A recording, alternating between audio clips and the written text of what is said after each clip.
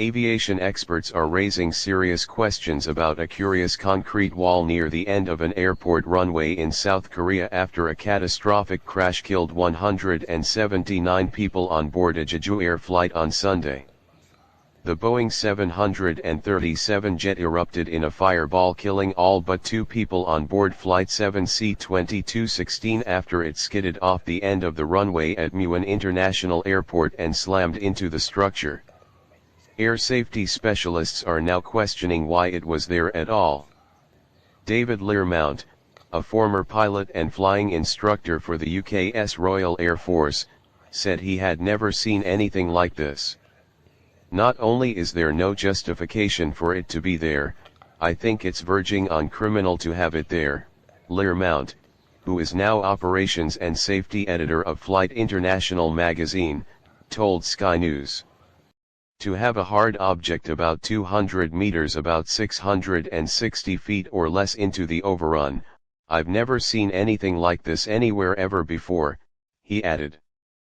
The structure was located about 820 feet off the end of the runway. Christian Beckert, a Lufthansa pilot based in Munich, agreed, calling it unusual. "Normally, on an airport with a runway at the end, you don't have a wall," Beckert told Reuters. Another aviation expert, Chris Kingswood, told the BBC that obstacles within a certain distance of the runway are typically required to be frangible. "Aeroplanes are not strong structures, they are, by design, light to make them efficient in flight," the veteran pilot, who has flown the same type of aircraft involved in the crash, explained to the outlet. "They're not really designed to go high speed on its belly, so any kind of structure could cause the fuselage to break up and then be catastrophic." Ju Jongwon, director of the Aviation Policy Division at South Korea's Ministry of Land, Infrastructure and Transport, explained to the New York Times that the structure was built to install the so-called localizer antenna, which helps enable the pilot to maintain the correct approach path.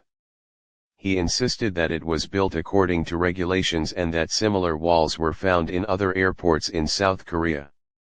The collision with the concrete wall caused the airliner to explode, leaving only the tail section of the Boeing 737 intact.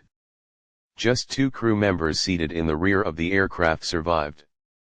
Minutes before the crash, the pilot, a veteran with nearly 7,000 hours in the cockpit, reported a bird strike to at least one of the plane's engines, officials told the New York Times. The pilot told the air traffic